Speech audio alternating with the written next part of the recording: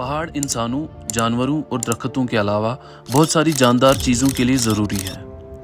ये हमारी ज़मीन का अहम हिस्सा है।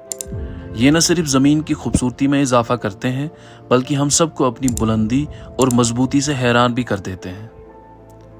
लेकिन क्या आपने गौर किया है कि ये पहाड़ बने कैसे हैं? ये पहाड़ कब तक कायम रहेंगे, इस पर सोचा है? कोई पहाड़ छोटा तो कोई बड़ा क्यों होता है? और अगर आप ये सब नहीं जानते तो ज़रूर आप ये भी नहीं जानते होंगे कि पहाड़ों के बनने या बनाए जाने का मकसद क्या है और इनसे हमें क्या फ़ायदे हासिल होते हैं। कभी आपने सोचा कि कुछ पहाड़ों पर दरख्त पाए जाते हैं और कुछ पर नहीं? ऐसा क्यों? ऐसा क्यों होता है कि कुछ पहाड़ों पर ज़्यादा बर्फ़ होती है और कुछ पर बहुत कम? क्या हो अगर कुछ वक्त के लिए पहाड़ दुनिया से गायब कर दिए जाएं?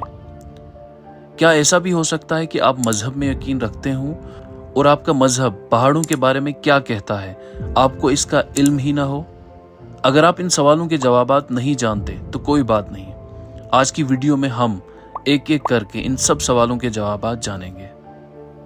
साइंस ने पहाड़ों की क्रिएशन को मुख्तलिफ तरीकों से बयान किया है। साइंस के मुताबिक जब एक जैसे वजनदार और दो ताकतवर टेक्टोनिक प्लेट्स आपस में टकराती हैं तो उनके इस मिलाप और दोनों टेक्टोनिक प्लेट्स की बेतहाशा ताकत की वजह से पहाड़ वजूद में आते हैं। और ऐसे ही कुछ पहाड़ इन टेक्टोनिक प्लेट्स के एक दूसरे से जुदा होने की सूरत में बनते हैं। लेकिन यहाँ एक ज़रूरी बात समझ लें, ये प्रोसेस एक दिन या एक साल में पूरा नहीं होता बल्कि इसे पूरा होने के लिए लाखों साल लगते हैं। सबसे पहले ये समझते हैं कि टेक्टोनिक प्लेट्स होती क्या हैं। साइंस ने ज़मीन को मुख्तलिफ लेयर्स में डिवाइड किया है जिन्हें क्रस्ट, मेंटल और कोर का नाम दिया गया है।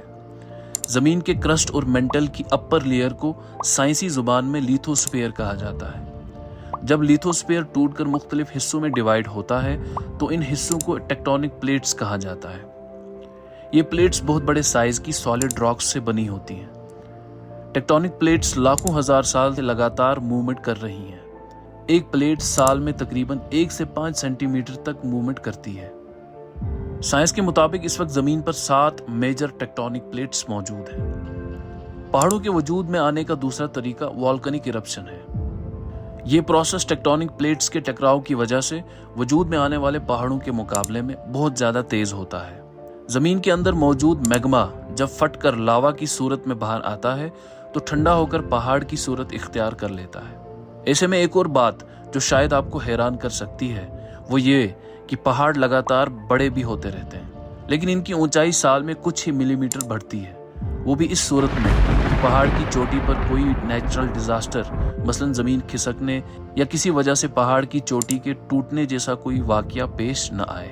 चलते चलते ये भी जान लेते हैं कि ये वोल्केनिक इरप्शन होता क्या है।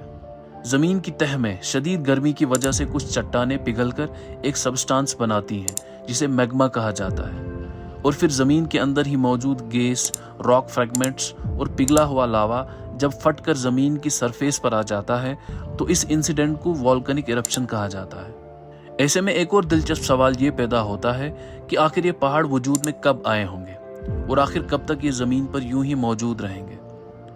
तो साइंसी तहकीक हमें बताती है कि जमीन की क्रिएशन के 700 मिलियन ईयर्स तक जमीन पर कोई पहाड़ मौजूद नहीं था और जमीन सिर्फ पानी से भरी हुई थी। साइंस के मुताबिक अब से 200 बिलियन साल पहले तक पहाड़ बहुत कम तादाद में बनना शुरू हुए थे। जनूबी अफ्रीका के बारबर्टन माउंटेन्स को सबसे कदीम माउंटेन रेंज माना जाता है जो तकरीबन 3.5 बिलियन साल पहले वजूद में आए थे। अब जहां तक पहाड़ों के कायम रहने की बात है तो साइंस के मुताबिक पहाड़ लाखों अरब साल तक इसी तरह कायम रहेंगे। लेकिन मजहब पहाड़ों के वजूद में आने के बारे में मुख्तलिफ राय रखता है। इस्लाम के मुताबिक जमीन के वजूद में आने के साथ ही पहाड़ों का वजूद भी हुआ था और कयामत के दिन उन्हें तोड़कर दोबारा जमीन के बराबर कर दिया जाएगा। दूसरी तरफ हिंदू मजहब के मुताबिक जब विष्णु ने जमीन को उसरों से बचाकर समंदर से निकाला तो उसे कसकर गले से लगाया जिसकी वजह से पहाड़ और वादियां वजूद में आईं। वहीं क्रिश्चियनिटी के मुताबिक खुदा ने 6 दिनों में पूरी जमीन को क्रिएट किया जिसमें पहाड़ भी शामिल थे। बाइबल के मुताबिक खुदा ने अपनी डिवाइन पावर से जमीन और पहाड़ बनाए। इन सब बातों का जिक्र बाइबल की बुक ऑफ जेनेसिस में मौजूद है। लेकिन याद रहे मुख्तलिफ मज़ाहिब में पहाड़ों के वजूद में आने के बारे में मुख्तलिफ दलाइल पाए जाते हैं। جب ہم پہاڑی سلسلوں پر نظر دوڑاتے ہیں تو کچھ پہاڑ ہمیں چھوٹے اور کچھ بڑے نظر آتے ہیں۔ اس کے پیچھے بھی مختلف فیکٹرز پائے جاتے ہیں۔ مثال کے طور پر ٹیکٹونک پلیٹس کا پریشر کہ وہ کتنی طاقت کے ساتھ ایک دوسرے کے ساتھ ٹکرا رہی ہیں۔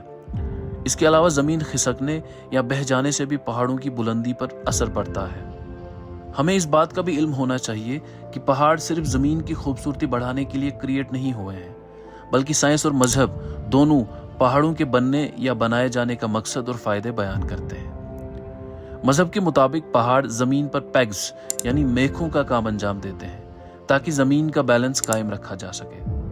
سائنس مذہب کی اس بات سے اتفاق کرتے ہوئے پہاڑوں کے بننے کے کچھ اور مقاصد اور فائدے بیان کرتی ہے۔ تحقیق کے مطابق پہاڑ زمین کی سورج کے گرد گردش کے دوران پیدا ہونے والی آواز، شور اور وائبریشن کو کنٹرول کرتے ہیں۔ اس کے علاوہ سمندر کے نیچے موجود سی مونٹس زمین کو زلزلے سے بچانے میں بھی مددگار ہوتے ہیں، جو ٹیکٹونک پلیٹس کو آپس میں ٹکرانے سے روکتی ہیں۔ تحقیق سے معلوم ہوتا ہے کہ 60 سے 80% پینے کا صاف پانی پہاڑوں سے ہی حاصل ہوتا ہے، جس کی وجہ سے پہاڑوں کو واٹر ٹاورز بھی کہا جاتا ہے۔ یہ پانی پینے کے علاوہ اریگیشن میں بھی استعمال ہوتا ہے، جس سے اربوں افراد کی خوراک تیار کی جاتی ہے۔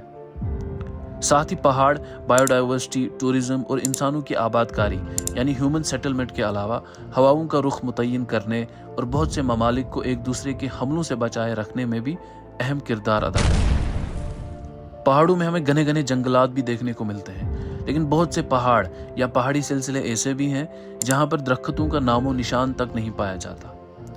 سائنس جب اس ٹاپک پر تحقیق کرتی ہے تو معلوم ہوتا ہے کہ پودوں اور درختوں کو جنم لینے اور بڑا ہونے کے لیے ایک خاص قسم کے ماحول کی ضرورت ہوتی ہے، جو پہاڑوں پر ایک مخصوص بلندی کے بعد موجود نہیں ہوتا۔ آئیے اس بات کو ہم تھوڑا اور آسان طریقے سے سمجھنے کی کوشش کرتے ہیں۔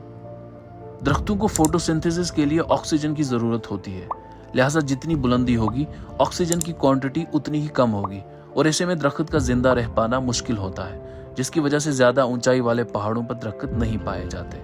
اس کے علاوہ مٹی کا سوٹیبل ہونا، ٹیمپریچر کا سوٹیبل ہونا، نیوٹرینٹس، سوائل موئسچر اور دیگر بہت سے فیکٹرز کا درخت کے حق میں ہونا ضروری ہے۔ اس کے علاوہ برفانی تودے گرانے کی وجہ سے بھی پہاڑوں سے درخت ٹوٹ ٹوٹ کر غائب ہو جاتے ہیں۔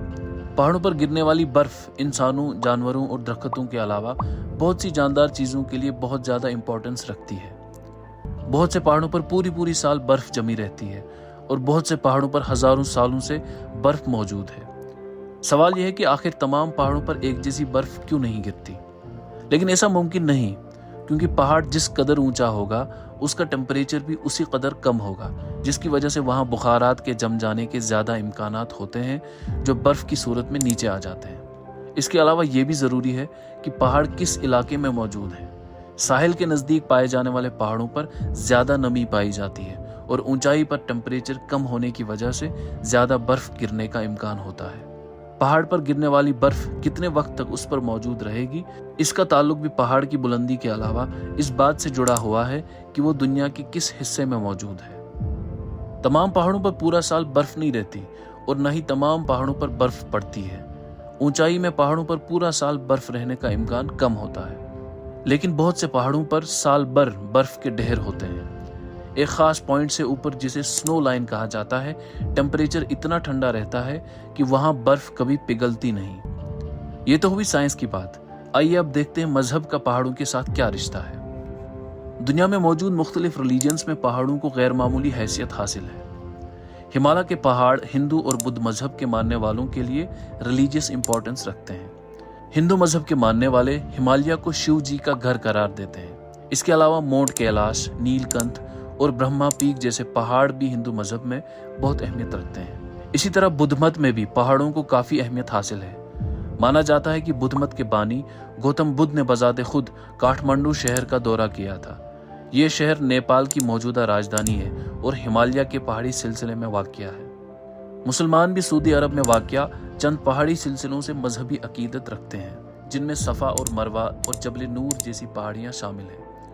لیکن یہاں یہ بات سمجھنے کی ہے کہ مسلمان ان پہاڑوں کی عبادت نہیں کرتے۔ ان سب باتوں سے ہمیں یہ معلوم ہوتا ہے کہ پہاڑ سائنسی اعتبار سے جس قدر اہمیت کے حامل ہیں، مذہبی اعتبار سے بھی وہ اتنی ہی عقیدت اور اہمیت رکھتے ہیں۔ اس ویڈیو کو شروع سے آخر دیکھنے کے بعد آپ کو اس بات کا اندازہ ہوا ہوگا کہ پہاڑ ہمارے لیے کس قدر امپورٹنٹ ہے۔ امید کرتے ہیں یہ ویڈیو آپ کے لیے فائدہ مند ثابت ہوئی ہوگی اور اس سے ضرور آپ کے علم میں اضافہ ہوا ہوگا۔